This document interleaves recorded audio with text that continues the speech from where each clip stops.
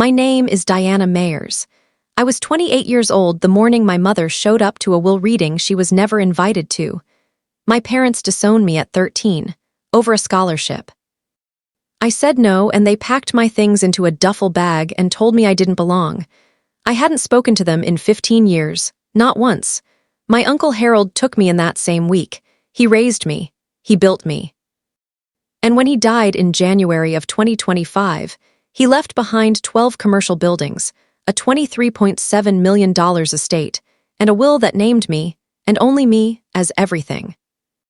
What happened in that conference room on March 14th, what my father had quietly arranged 2 weeks before, I'm still not sure I have words for. But I'll try. To understand how I got here, you have to go back to August of 2010. Portland, Oregon. I was 13. I'd won a 6-week summer enrichment scholarship at Portland State. Math and writing. I applied on my own. Wrote the essay at the public library after school because my parents didn't have a printer. When the letter came, I taped it to the fridge. 2 days later, my mother sat me down at dinner. Tiffany was 16. She needed the scholarship for her college resume. My mother said, "You're already smart, honey. Tiffany needs this more." I said no. My father slammed his hand on the table hard enough to rattle the silverware. My mother's eyes went wet on cue. I'd seen her do it before at parent-teacher conferences when she wanted something waived. "If you can't put family first," she said, "you don't belong in this house." I looked at my father. He didn't say a word. Tiffany was already scrolling her phone. I went to my room, packed a duffel bag, took my library card, 2 changes of clothes, and the scholarship letter off the fridge. Slept on my friend Laura's couch that night with the bag under my head. The next morning, the phone rang. It was Harold. He was my father's older brother. Lived in Seattle, ran a commercial real estate company. I'd met him maybe 5 times at Thanksgiving, but for 2 years I'd been emailing him about books. He'd sent me a reading list once, and I'd kept writing back. He was the only adult in my family who ever asked me what I was reading. "Diana," he said. "Pack what you have." He drove down from Seattle that same afternoon, parked in front of Laura's house. Didn't honk, just waited. I walked out with my duffel bag. He looked at it, then at me. "That everything?" I nodded. He didn't hug me, didn't give a speech. Just opened the passenger door and said, "We're going to Seattle, you can come back anytime. But tonight, you're sleeping in a bed." 3 hours up I-5, mostly silence.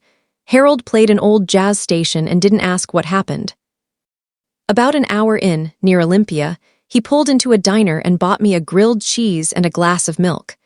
I ate the whole thing without talking. Back in the car, he said one thing I've never forgotten. "I don't have kids, Diana, never wanted them. But I have a guest room and a spare key, and I'd rather you sleep there than on somebody's couch." That was the entire conversation. That night, I stood in his guest room on Capitol Hill and looked out the window.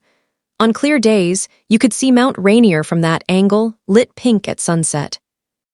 That night, the mountain was hidden behind clouds, but I knew it was there. Harold came to the doorway, leaned against the frame. "I've been expecting something like this. I've seen how they are with you at holidays. I just didn't know when." He said good night, closed the door. And that was the last time anyone in my family made me feel like I didn't have a place to sleep. Harold enrolled me at Lakeside School that fall. Private, rigorous, the kind of place where nobody cared who your parents were as long as you showed up prepared. He paid tuition without discussing it. His only rule, your money, your decisions. Mine is mine. On my 14th birthday, he gave me a brass fountain pen. Heavy, warm-toned, engraved with his initials on the clip. It had been his since 1986. "Use it for things that matter," he said. I kept it in my jacket pocket every day after that. I graduated, University of Washington Foster School of Business, Finance, summa cum laude, CPA at 25. Senior Financial Analyst at Mayers Property Holdings at 23, a position I started during college. Director of Finance at 26. Harold taught me how to read a lease before I could legally sign one. "The lease tells you who has the power," he'd say. "Read carefully. 3 months before he died, Harold called me into his office and signed my CFO appointment. He used the brass pen, my pen, the one he'd given me, then handed it back. Hold on to this. There's a folder I've left with Margaret. It's for after. I asked what was in it. He shook his head. After. By late 2024, his arrhythmia had worsened. 2 hospital stays in November, 1 in December.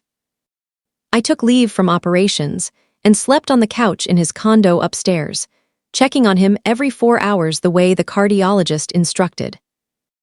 In his last week, he handed me a single sheet of paper with handwritten instructions. His writing was shaky but legible. Margaret has the will. I trust her. Don't sign anything without her. And Diana, don't let your father anywhere near this. January 9th, 2025, 6:14 in the morning, I found him in his bed, lamp still on, a book open on his chest, his face completely still. The paramedics said his heart just stopped in the night. He was 71. He had built Mayer's property holdings from a single duplex he bought in 1982 for $67,000 into a portfolio of 12 commercial buildings worth $23.7 million. He had never married, never had children. He had taken in his brother's discarded daughter and given her a desk, a title, and a life. The funeral was small, 30 people. Harold had pre-planned everything, the venue, the music, the guest list.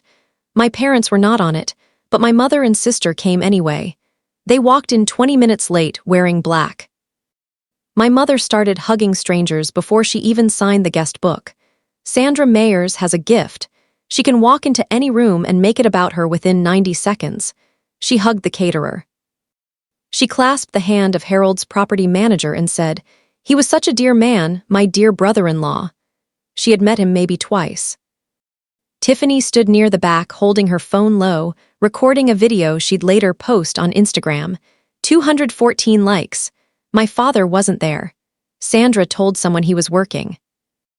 I'd heard from a cousin he'd stayed in Portland. Richard Mayers only showed up when there was money to discuss, and nobody had told him the numbers yet. Sandra found me near the coffee. She put both hands on my shoulders and looked me in the eyes for the first time in 15 years. "Honey, blood is blood. Let's not let the past define us today." I didn't respond. I picked up my coffee and walked to the other side of the room. Tiffany caught me near the coat rack. "Mom is really hurting. You should talk to her. I'm sure she'll find a way to express that." Tiffany blinked. I think she expected me to fold.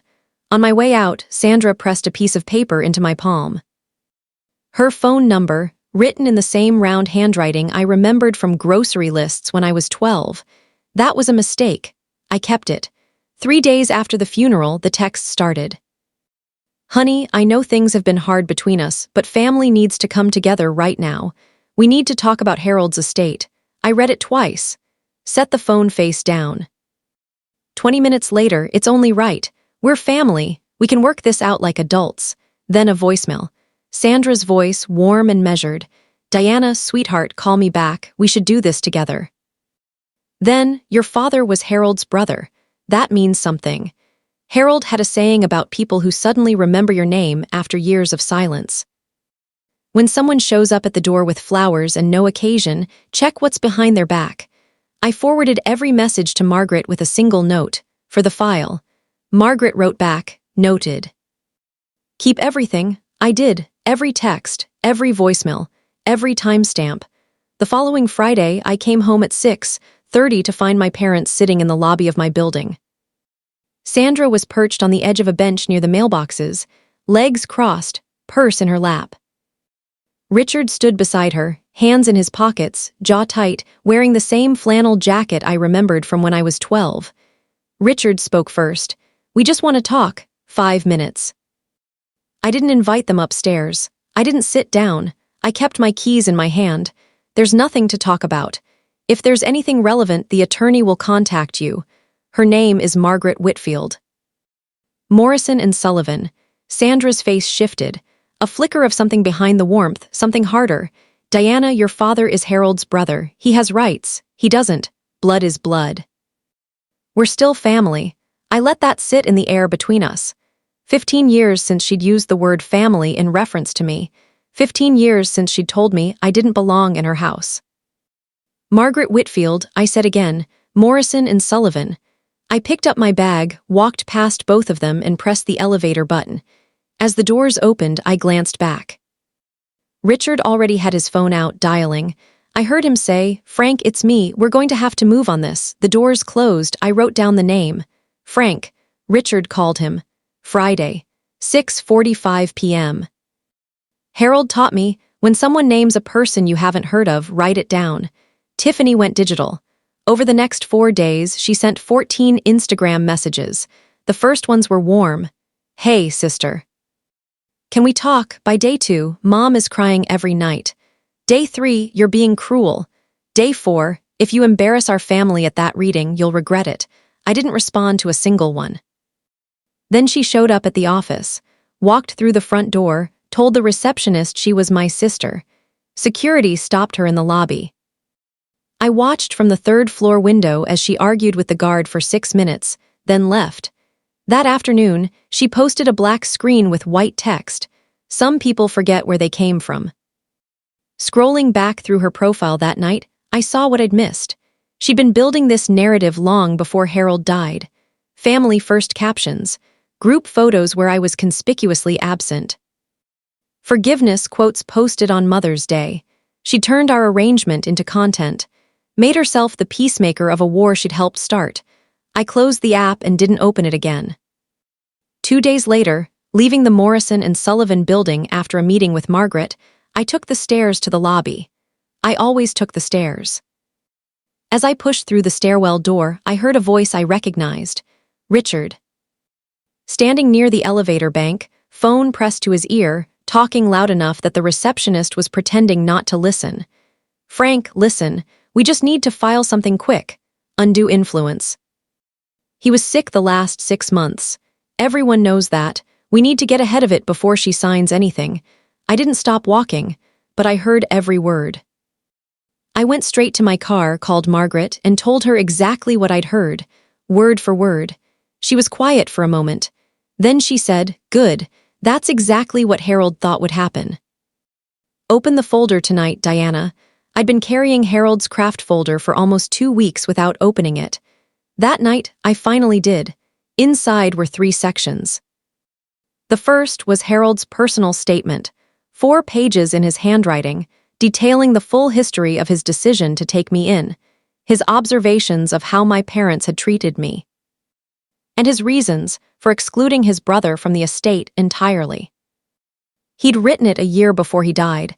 It was signed, dated, and notarized. The second section was a documentation package.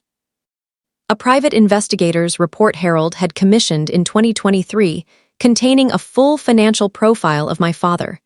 Richard Mayers had significant debts, a failed business investment in 2021, tax liens, and a relationship with a man named Frank Garza, a paralegal who'd helped a different family file an undue influence claim against an estate 3 years earlier. That case had been dismissed. The third section was a letter to me, 1 page, Harold's handwriting but steadier than his last entries. He must have written it earlier. "Diana, if you're reading this, you already know what's coming. Your father will try. Let him. Everything he does will be on the record. Margaret has everything she needs. You don't have to fight. You just have to show up." I folded the letter and put it back. I didn't sleep much that night, but not because I was afraid, because I finally understood the shape of what Harold had built.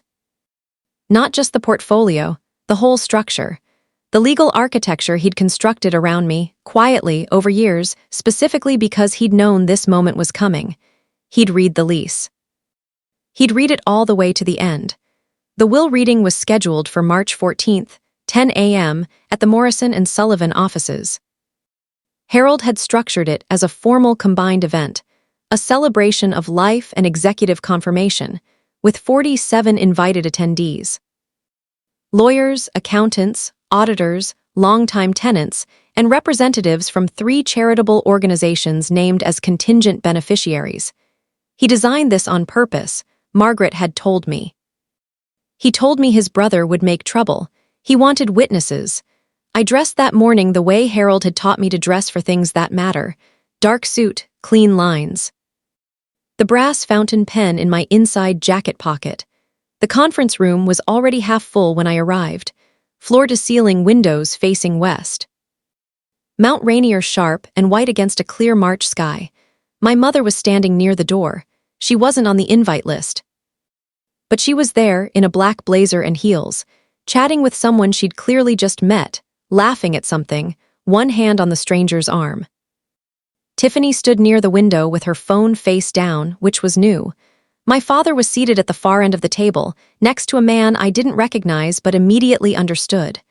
Trim, polo shirt. Notepad on the table. Frank Garza. Margaret entered, arranged her files, and waited for the room to settle. When she spoke, she didn't preamble. Harold James Mayers executed his final will and testament on March 4, 2024. The document was witnessed, notarized, and reviewed by independent counsel. Any challenges to this will must be filed within the statutory period and meet the legal threshold for contest. Harold anticipated the possibility of contest and prepared accordingly. She looked up from the file directly at my father. He prepared accordingly. Then she began. The estate in its entirety was left to me, the 12 buildings, the operating accounts, the legal entities that held the portfolio. Everything Harold had built, transferred to Diana Mayers, CFO of Mayers Property Holdings, effective upon his death. My father's jaw tightened. Sandra pressed her lips together. I watched the moment land on Tiffany's face and go still. Margaret continued. Harold had also established 2 charitable gifts to organizations he'd supported during his life, and had left a personal note to his longtime tenants thanking them by name. Then she set down the main document and picked up a second folder. Harold also left a personal statement to be read aloud in this setting. At his request, I'll read it now. She read it in full. All 4 pages. Harold's voice in her mouth, measured and precise. His account of the night I'd left my parents' house at 13. His account of driving down from Seattle. His account of 15 years of watching me work. His account of why his brother was not in this will and never would have been. The room was quiet in a way rooms rarely are. When Margaret finished, she set the pages down and looked at Frank Garza. If there's a filing planned, you should know this statement has already been submitted as a preemptive exhibit with the court clerk. Garza didn't move, but he flipped his notepad closed. My father stood up. He started to say something about rights and family and what Harold would have wanted. Margaret waited until he was finished. Then she said simply, Harold told me exactly what he wanted. I've spent the last 22 years making sure it happened. My father sat down. On my way out, my mother stepped into my path. One last attempt. She looked smaller than I remembered, tired. The performance was still running, but the energy behind it was fading. Diana, we're your parents. I looked at her. I didn't feel the anger I'd expected. I didn't feel much of anything I hadn't already processed in private. I have a folder at home, I said. Harold wrote it himself. If you or my father file anything, Margaret will make sure every page becomes public record. I stepped around her. In the elevator, I took the brass pen out of my pocket. Turned it over once in my hand. I'm on the clip. Heavy and warm, the same as it had been since the day he gave it to me at 14. Harold hadn't left me money. He'd left me something harder to build and impossible to take. He'd left me a life that was already mine. I rode down alone. The doors opened to the lobby. Outside, the mountain was still visible, white and clear against the March sky. I walked out into it.